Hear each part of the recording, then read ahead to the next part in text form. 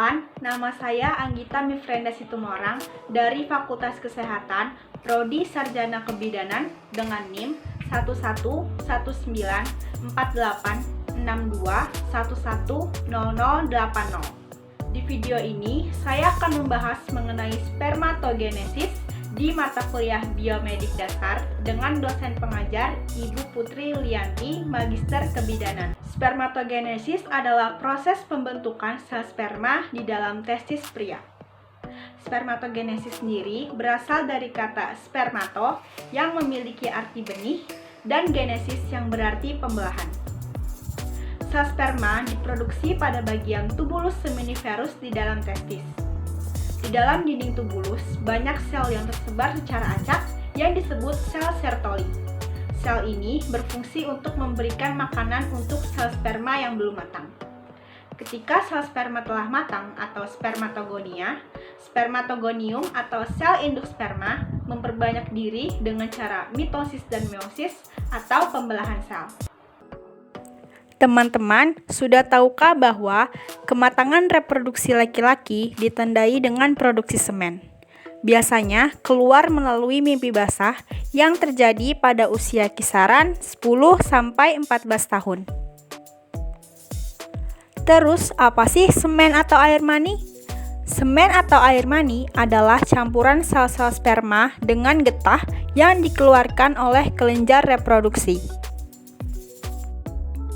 Kelenjar reproduksi pada laki-laki ada 3. 1. Vesicula seminalis, 2. Kelenjar prostat, dan 3. Kelenjar Cowper atau bulbo-uretralis. Masing-masing memiliki cairan atau getah dengan fungsinya yang berbeda. Yang pertama, fungsi vesicula seminalis membuat air mani yang bersifat lengket sehingga air mani mampu menempel lebih lama di dalam saluran reproduksi wanita.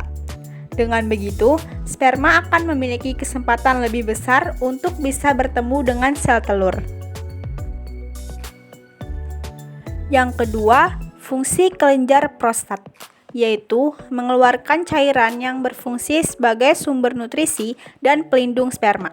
Selama terjadi ejakulasi, cairan ini akan keluar bersama dengan sperma dalam bentuk air mani. Adanya cairan ini akan memudahkan sperma bergerak ketika berada di rahim. Yang ketiga, fungsi kelenjar Cowper atau bulbo-uretralis, yaitu untuk merespons stimulasi seksual dan mengeluarkan cairan basah kental. Fungsi cairan ini adalah untuk menetralkan sisa urin di uretra, menetralkan suasana asam di vagina, dan sebagai pelumas. Tujuan pembelahan sel ada 3. Pertama, pertumbuhan, kedua, perbaikan, dan yang ketiga, reproduksi.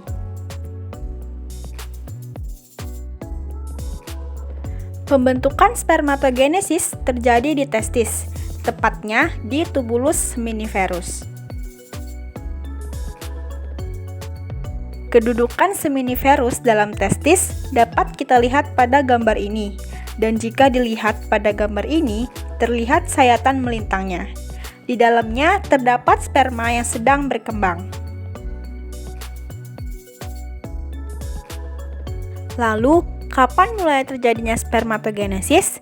Spermatogenesis mulai saat pubertas, ditandai dengan mimpi basah, dan terjadi secara terus-menerus sepanjang hidup. Tahapan spermatogenesis.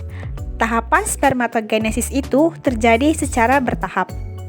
Dimulai dari pembentukan sel induk sperma atau spermatogonium yang bersifat diploid, yang berasal dari sel-sel germinal. Kemudian sel induk sperma tersebut mengalami pembelahan secara mitosis, membentuk spermatosit primer yang bersifat diploid.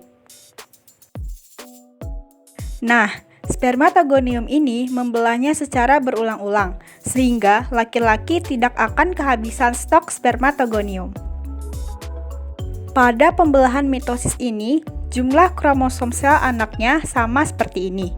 Jika induknya 2N, maka sel anaknya juga akan tetap 2N. Selanjutnya, spermatosit primer mengalami pembelahan meiosis tahap pertama. membentuk 2 sel spermatosit sekunder yang bersifat haploid. Karena terjadi pembelahan secara meiosis, maka terjadi pengurangan jumlah kromosom, yang tadinya bersifat diploid atau 2N menjadi bersifat haploid atau N. Kemudian, spermatosit sekunder mengalami pembelahan meiosis tahap yang kedua, membentuk spermatid yang bersifat haploid. Dan kemudian spermatid mengalami diferensiasi atau perkembangan, sehingga membentuk 4 sel sperma atau spermatozoa yang matang, yang memiliki bagian kepala, leher, dan ekor. Jadi, hasil akhirnya adalah 4 buah sperma yang haploid dan fertil atau siap membuahi sel telur.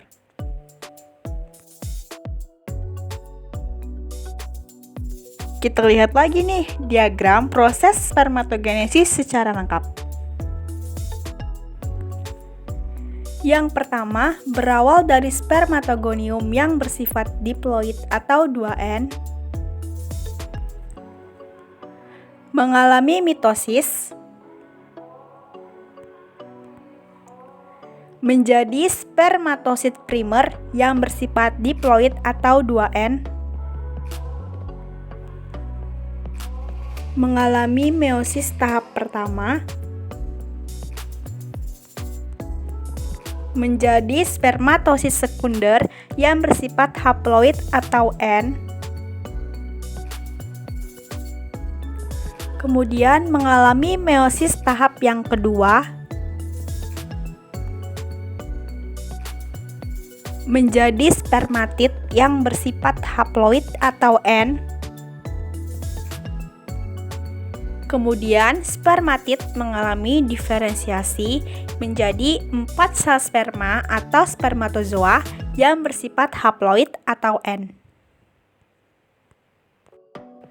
Selama spermatogenesis, sperma yang sedang berkembang itu didorong perlahan dan bergerak menuju epididymis.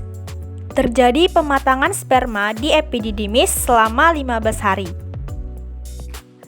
Nah, di epididymis membutuhkan 74 hari bagi spermatogonium membelah dan berkembang menjadi sperma yang matang dan siap membuahi sel telur atau fertil.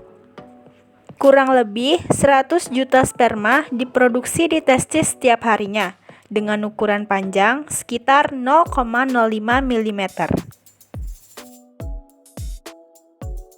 Sperma memiliki struktur yang sangat mendukung fungsinya. Sperma memiliki bagian-bagian yang terdiri dari kepala, leher, dan ekor. Di dalam kepala sperma terdapat inti yang mengandung materi genetik bersifat haploid atau N yang dilindungi oleh akrosom. Akrosom tersebut mengandung enzim hyaluronidase dan protease. Enzim tersebut membantu sperma ketika menembus selaput pelindung telur.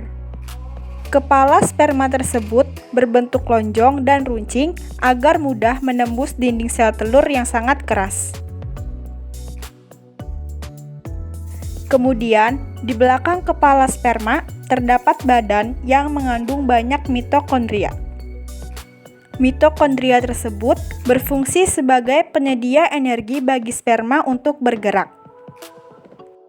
Kemudian, paling ujung adalah bagian ekor yang berfungsi untuk pergerakan sperma. Demikianlah penjelasan mengenai spermatogenesis.